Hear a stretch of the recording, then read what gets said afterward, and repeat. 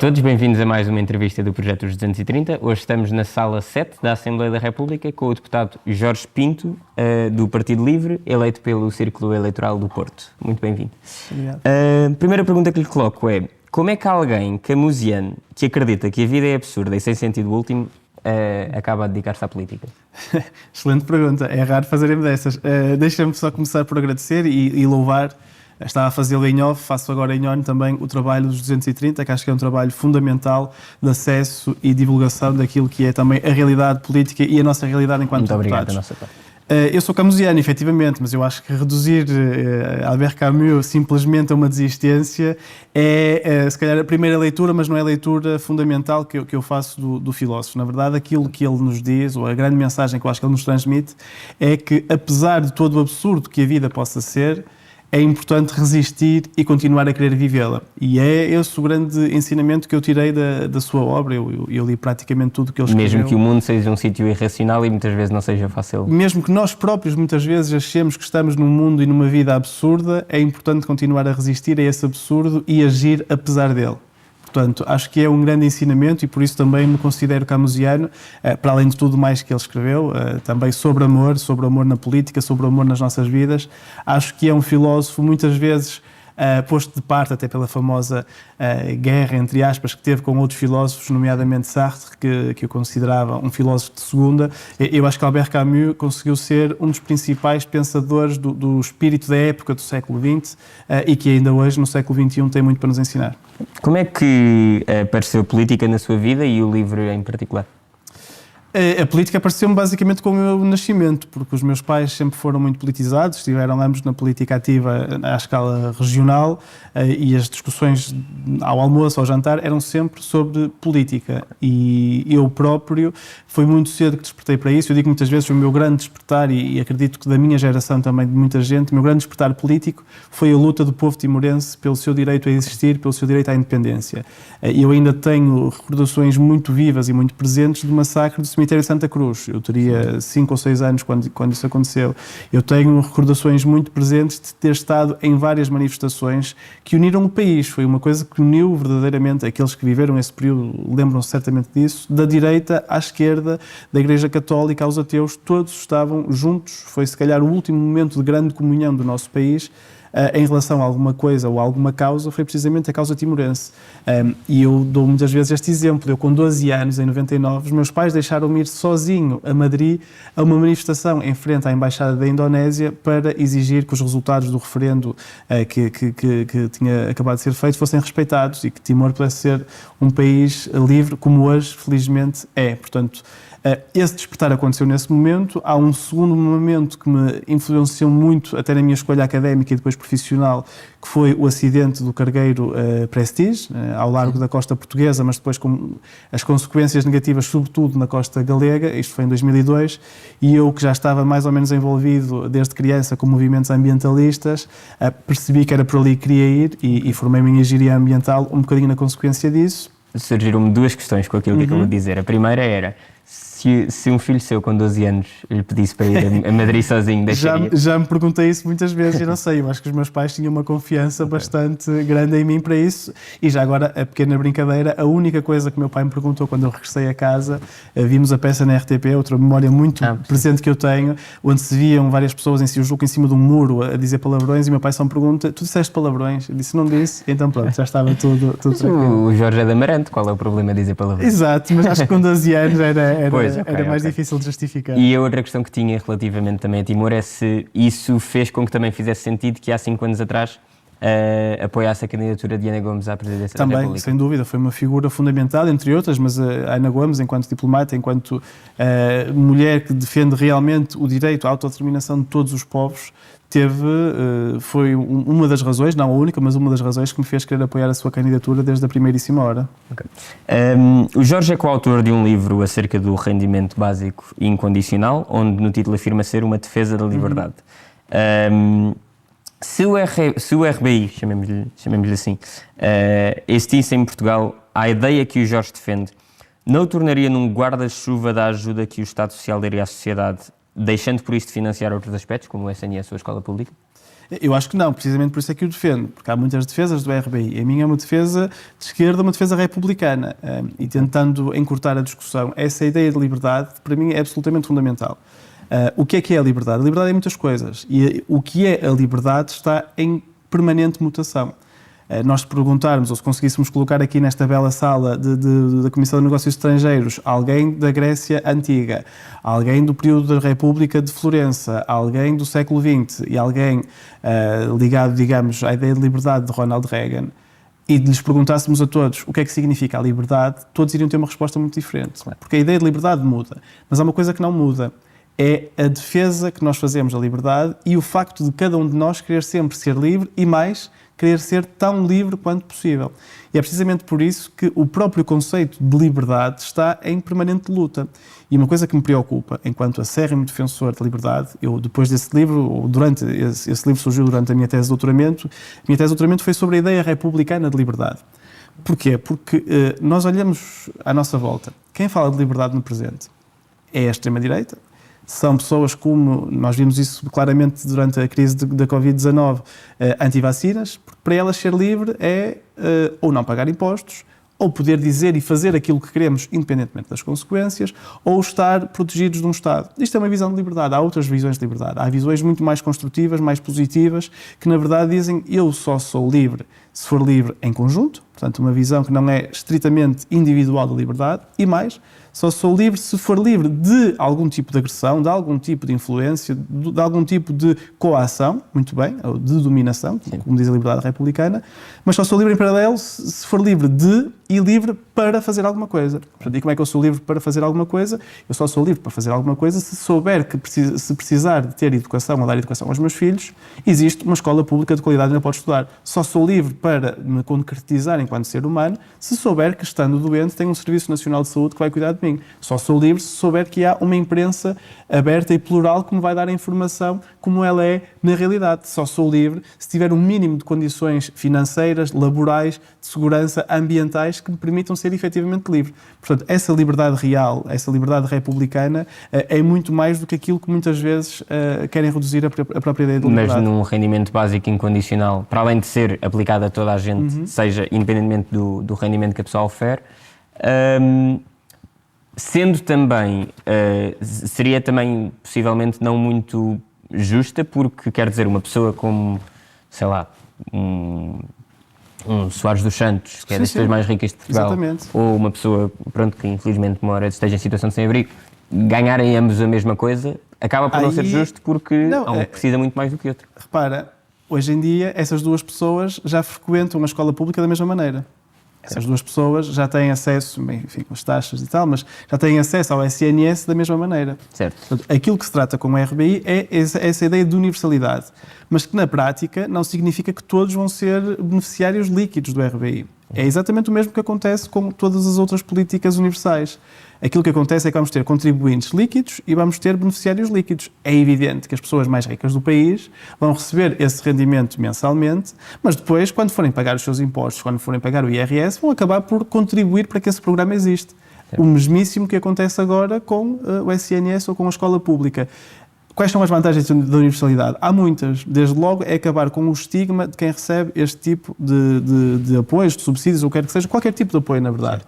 Acaba com esse estigma. E o segundo, e a principal razão, é acabar com a possibilidade do Estado errar. Muito rapidamente. O Estado vai sempre errar se tiver políticas que não forem universais. E vai errar de uma de duas maneiras. O Estado não tem muito boa fama de ser bom pagador. Não, nem é por aí. É porque é difícil, porque é complexo, mas vai sempre errar nesta medida em que ou vai dar algo a quem, de acordo com os critérios que o próprio Estado definiu, não merece, erra dessa maneira, ou não vai dar, de acordo com os mesmos critérios, por uma série de razões. Ou porque a pessoa não sabe como pedir, ou porque a pessoa está fora do radar do apoio social. E aquilo que vai sempre acontecer, porque os governantes não querem que seja de outra maneira, é que o Estado vai preferir errar ao não dar a quem não merece. O que é que isto significa? Significa que muitas pessoas que merecem, até de acordo com as próprias regras de apoio social que o Estado já definiu, não vão receber esse subsídio e que, na verdade, são as pessoas que mais precisariam dele, porque se elas não os recebem é porque ou não têm conhecimento, ou não têm acesso ao formulário, ou não têm acesso ao conhecimento, muitas vezes, digital e tecnológico que lhes é exigido. Sim. E, portanto, esta universalidade iria combater isso. Mas eu, melhor do que qualquer discurso, melhor do que esse mesmo livro, que eu acho que está escrito numa linguagem bastante clara e direta, aconselho a ver um filme, que é o Eu, Daniel Blake, não é? I, Daniel Blake, que é, se calhar, o retrato mais fiel de porque é que estas políticas direcionadas falham muitas vezes àqueles que mais delas necessitam. Okay. Vamos avançar para o tema também, porque o Jorge é candidato às eleições presidenciais do próximo ano. Tem algum presidente como inspiração? Tenho, e já o disse e digo claramente, é Jorge Sampaio. Foi, acho, o melhor presidente da nossa Segunda República. Foi um presidente corajoso que tomou decisões, olha, desde logo contra os seus próprios camaradas de partido, quando estes lhe pediam, com a saída de Durão Barroso, que convocasse novas eleições, e não o fez. Foram muito vocais na altura as acusações do secretário-geral do Partido Socialista da altura, Ferro Rodrigues, mas foi igualmente corajoso quando depois demite o governo, quando achou que realmente o bom funcionamento, o funcionamento regular das instituições, que é aquilo que a Constituição obriga a cumprir, não estava a ser respeitado pelo então Primeiro-Ministro Pedro Santana Lopes. Portanto, acho que foi um presidente que conseguiu combinar todas as dimensões que eu acho que um Presidente da República deve ter.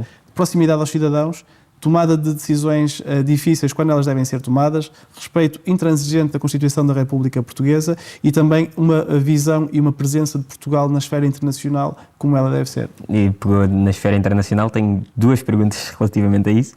A primeira, era capaz de afirmar que Donald Trump é um ativo soviético?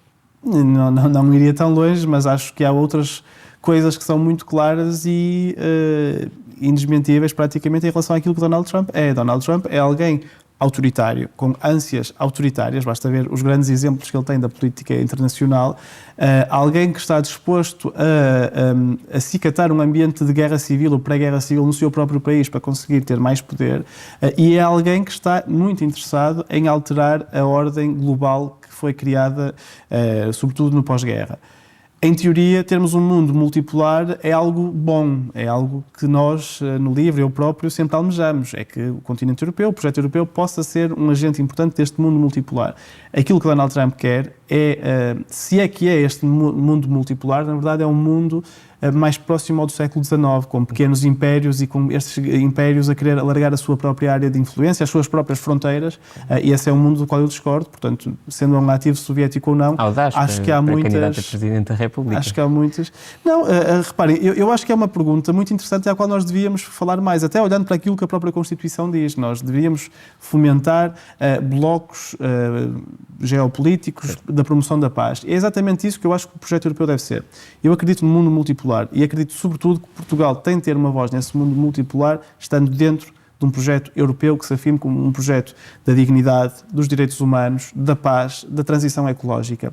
E é isso que nós vamos ter de ser capazes de conseguir num futuro muito próximo. E nós vamos conseguir isso criando a nossa própria voz, tendo a nossa própria autonomia. Autonomia em todas as vertentes, autonomia política, autonomia tecnológica. Nós estamos a ficar para trás naquilo que distinguiu o continente europeu durante décadas, que é a capacidade de inovar e a capacidade de criar novas tecnologias. Nós não podemos ficar para trás aí, mas também e sobretudo ser o grande farol no que diz respeito à defesa intransigente da dignidade humana, do direito internacional e também desta ideia de liberdade que eu há pouco dizia. Também relacionado com o direito internacional, faria pressão política ao Governo para conceder proteção jurídica especial a uma organização civil no estrangeiro, como o famoso caso da Flotilha? Eu acho que houve vários países que fizeram isso, é competência do Governo, efetivamente. Certo. Acho que podia ter sido até como uma competência europeia, nomeadamente no que diz respeito aos tripulantes que eram membros do Parlamento Europeu. Aquilo que me parece evidente é que termos uma missão humanitária composta exclusivamente por civis, com barcos de bandeira portuguesa, onde iam portugueses, incluindo uma deputada da Assembleia da República, exigia um bocadinho mais de coragem e de clareza por parte dos nossos governantes. Até porque nós estivemos muito próximos de ter um desastre a acontecer. Um destes cidadãos portugueses, o Miguel Duarte, não foi vítima de uma bomba, não sei a palavra certa para aquilo, do ataque do drone. De um ataque do drone, porque conseguiu vê-lo a tempo e recuar um par de metros. Portanto, eu acho que a situação, e eu próprio falei disso aqui mesmo nesta sala, e foi ironizado, aliás, o voto acabou por ser adiado porque se dizia que não se sabia quem é que tinha atacado, porque a Tunísia dizia... Bem, eu cheguei a dizê-lo e digo aqui, disse-o nessa reunião, digo aqui, quase que é irrelevante saber quem é que fez aquele ataque. É evidente que foi Israel, já ficou esclarecido, mas naquele momento quase que isso era irrelevante. O que era relevante era saber que um barco de bandeira portuguesa atracado num país estrangeiro, a Tunísia, com um cidadão português a bordo, foi atacado por um terceiro país. Portanto, acho que um Presidente da República, mas sobretudo um Ministro dos Negócios Estrangeiros e um Primeiro-Ministro, tinham de ser muito mais vocais, muito mais claros na defesa dos seus cidadãos e dos barcos com a bandeira portuguesa. Ok. Passamos agora à segunda fase da nossa entrevista, em que eu dou duas escolhas ao deputado e o Jorge escolhe. E a primeira, por onde começamos sempre, é entre humildade e ambição. Humildade, sem dúvida. Mas a humildade verdadeira, eu acho que a humildade pode ser uma virtude republicana no sentido de recorda-te de onde vens, recorda-te do que és, não queiras ser uma coisa diferente. Portanto, eu vejo a humildade também muito ligada a esta ideia de honestidade e de ser aquilo que somos. Já não é a primeira vez que menciona o republicanismo. Teria gostado de viver no início do século XX? Eu acho que o republicanismo também é aquilo que nós vivemos agora. Os grandes princípios republicanos das virtudes, dos direitos, dos deveres, sempre foram aquilo que me move. Aliás, o primeiríssimo livro que eu trouxe para a Assembleia da República quando fui eleito, logo no primeiro dia, foi um livro da Antiguidade, foi o livro dos deveres de Cícero, porque eu acho... 2000 anos depois, com as devidas diferenças, claro, há muitas das coisas que ali estão que hoje nos deviam falar, em particular a nós enquanto deputados, no que diz respeito aos nossos deveres e responsabilidades. Portanto, eu gosto muito de viver em 2025, quero trazer o que há de melhor desta ideia republicana para o presente. Vinho ou cerveja? Vinho. Tinto ou branco? Verde, sobretudo. Sou amarantino, não poderia deixar de ser, e já que estamos nisto, verde tinto de amarante. Uau! Pedro Duarte ou Luís Filipe Menezes? Eu acho que nenhum dos dois, não consigo escolher. Ok. Cavaco Silva ou Marcelo Rebelo de Sousa? É igualmente complicado, teria de perceber com que características da análise teria de responder. Ok, vou-lhe facilitar então. Albert Camus ou Jean-Paul Sartre? Camus, completamente. Acho que o Sartre também tem coisas boas, até na ficção escreveu coisas boas, no teatro não é por aí, mas muito mais... em 10 segundos, porque diga. É muito mais do que uma simples guerra filosófica. É também uma luta da coragem, até a coragem física, e de estar nos sítios onde são mais perigosos, onde essa coragem é mais necessária. Albert Camus, durante a ocupação nazi de França, nunca deixou de escrever, nunca deixou de ser um ativo da resistência, e isso, não fosse por mais nada, só isso mereceria todo o meu respeito. Portanto, acho que alguém que vem de uma família quase analfabeta, que é criado em condições de pobreza extrema na Argélia, então na altura ainda francesa, que consegue se ingrar na vida, que consegue com tudo isso ter esta visão filosófica e esta coragem até jornalística e ativista durante uma ocupação brutal, como foi a ocupação nazi de França, faz com que eu só tenha palavras de elogio para com ele. Okay. Se pudesse escolher onde seria o próximo Dia de Portugal, em que localidade seria?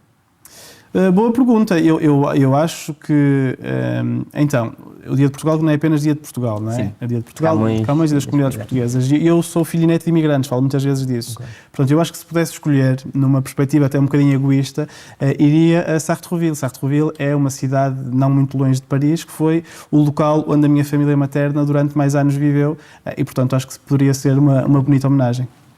230 ou 180? 230, não poderia deixar de vos fazer essa homenagem. É convidado para falar numa escola e pedem-lhe para sugerir uma pessoa de outro partido para ir consigo. Qual o primeiro nome que lhe vinha à cabeça? Há vários, mas para dizer porque é que eu digo isto, nós temos muitas vezes a ideia fora de quem não está no Parlamento, de que nós aqui nos detestamos todos, que a luta é uma permanência. É um ambiente muito hostil, sim. não vou mentir, relativo ao Chega, acho que há uma dinâmica muito diferente em relação aos deputados do Chega, mas eu dou-me muito bem com vários deputados dos outros grupos parlamentares, incluindo da direita. E eu levaria para esse encontro na escola, com todo o gosto, alguém como Paulo Núncio, de quem discordo em praticamente tudo. Mas é alguém com quem eu consigo discordar, é alguém com quem eu consigo debater essa discordância. Okay. Portanto, eu acho que de qualquer outro partido, incluindo os da direita, eu conseguiria escolher um bom número desses deputados para vir comigo participar nesse debate. Um país que nunca visitou e queira visitar? Talvez o Japão. Tenho uma certa curiosidade em relação ao Japão. Eu gosto muito de banda desenhada. Cheguei aos mangás bastante tarde, gosto mais da banda desenhada franco-belga, o modelo europeu, digamos assim, mas tenho muita curiosidade também em ir ao Japão um bocado por essa parte mais cultural também. E vai preferir fazê-lo como presidente, como deputado ou como civil? Preferia fazê-lo como turista. É sempre mais fácil e passamos sempre mais despercebidos. Okay. Passamos agora à última parte da entrevista, das palavras soltas, e começo por ferrovia. Acérrimo defensor. Associativismo. Acérrimo praticante. Catolicismo. Acérrimo praticante. Mas eu por acaso costumo dizer que sou um ateu praticante, na medida em que gosto muito de ler sobre religiões, gosto muito de ler sobre personagens-chave de várias religiões. Portanto, eu acho que do cristianismo, ler Agostinho de Hipona, ler Santo Agostinho, é um trabalho ou um prazer que se calhar qualquer um de nós deveria ter. Okay. Acho que ler biografias mais ou menos ficcionadas, por exemplo, do São Paulo, que escreveu o Teixeira de Pascoais, São Jerónimo, há muitas escritos sobre a religião que me interessam muito, não só do cristianismo, mas se calhar mais do cristianismo, porque foi aquela o ambiente no qual nós crescemos, mas sou um ateu praticante na medida em que desafio constantemente o meu ateísmo e acho que é um exercício saudável também. Okay. Regionalização. Completamente a favor. Aliás, faço disso uma grande bandeira, porque sei, não é porque acredito, é porque sei que o país ficaria muito melhor e muito mais coeso se cumprisse a Constituição também aí e criássemos as regiões administrativas, tal como a Constituição prevê. Elevador social. Sou um exemplo disso. Os meus avós maternos são analfabetos, venho de duas famílias bastante populares, os meus pais conseguiram fazer ensino superior e eu já fui criado num ambiente de privilégio que eles próprios não tiveram. Porquê? Graças à escola, graças à educação, graças às oportunidades que o nosso país, que o nosso regime lhes conseguiu dar e que outros querem apagar. Francisco Assis. É um amigo de família, uma pessoa por quem eu tenho muito respeito. Ok. Teria votado nele se tivesse... Quer dizer, votou nele? Chegou a votar nele? Eu acho que nunca votei nele. Ele foi presidente de Câmara muito novo, eu era criança. Ainda não é? Okay. Aliás, o meu pai foi vereador com Francisco Assis nessa primeira eleição. Nunca votei nele, porque entretanto eu fui militante do Partido Socialista, não é? Okay. Não é segredo, já o escrevi em vários sítios. Até à criação do livro eu fui militante do Partido Socialista, mas o Francisco Assis, com toda a estima, toda a amizade que lhe tenho, mesmo dentro do Partido Socialista, não representava aquela ala com a qual eu mais me identificava. Sim. Mas até voltando à filosofia, uma pessoa com um pensamento para o país, um pensamento filosófico vincado, que eu respeito, que não é o meu, mas que acho que faz muita falta a este país. Okay. Jorge Costa.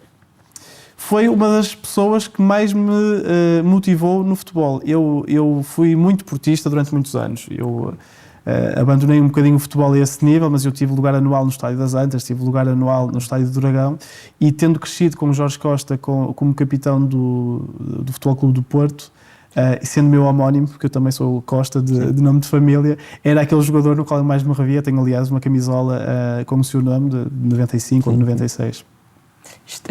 Como é que viveu o ano 2003? Quando o Porto foi... 2003, 2004? Já foi em 2004. Foi nas duas. 2003 foi campeão, ganhou a Taça UEFA em Sevilha. 2004 ganhámos a Liga dos Campeões. Não, vi com uma felicidade tremenda. Eu estava a acabar o ensino secundário. Era aquela fase de maior liberdade que eu tinha e, portanto, usufruí muito dela também para celebrar essas vitórias. Mas hoje em dia, só para dizer, a minha grande equipa, na altura tinha as duas, agora aquela que é quase a minha equipa exclusiva é mesmo o Amarante Futebol Clube, do qual sou sócio há muitos anos e que me tem dado, felizmente, também muitas felicidades, depois de vários anos a dar mais tristezas do que outra coisa. Se tivesse de descrever Portugal numa palavra, qual seria? Não seria de plástico, como dizia o Alexandre O'Neill. Não, eu acho que é... o Portugal existente, e explico porquê. A palavra se calhar é mesmo existente, porque nós estamos sempre a falar, ainda agora nas presidenciais, há uma candidata que fala em reinventar Portugal, há um candidato que nos pede para imaginar Portugal. Eu, na verdade, peço para olhar para o Portugal existente, porque já é um Portugal que existe de verdade, o Portugal que eu conheço, que é um Portugal que vale a pena viver, que é este Portugal da empatia, é o Portugal onde os vizinhos se conhecem e se entreajudam, é o Portugal onde os familiares discordam, mas no dia a seguir fazem as pazes porque continuam a ser familiares, é um Portugal que sabe acolher porque sabe também que saiu e gostou de ser acolhido quando saiu. Este Portugal já existe, ele não precisa de ser reinventado, não precisa de ser imaginado, ele tem de ser valorizado, tem de ser mostrado, e é também um bocadinho isso que eu gosto de tentar fazer enquanto deputado, é dizer às pessoas que há um Portugal que vale a pena, um Portugal que resiste, um Portugal que existe, e é o Portugal que também é o nosso Portugal no presente. E que, por fim, que mensagem gostaria de deixar aos portugueses? Que não desistam porque o nosso país é um país que não merece que nós desistamos dele e, sobretudo, que não se deixem levar quando outros e outras lhes querem dizer que este Portugal já não vale nada, que é um Portugal corrupto, que é um Portugal isto e aquilo. O país tem muitos problemas. Todos os países têm sempre muitos problemas. Nós temos duas maneiras de resolver os problemas. Ou as soluções fáceis que vão agravá-los ainda mais, ou então as soluções que exigem um bocadinho de todos nós. E aquilo que eu peço às pessoas é que não desistam e que elas próprias se tornem presentes nesta luta pelo nosso país e que venham elas também co-criar conjuntamente este país que existe e que merece ser valorizado. Jorge, muito obrigado por esta entrevista e muito obrigado por nos terem assistido. Continuem a acompanhar o nosso trabalho, que nós vamos continuar na Assembleia da República. Até à próxima.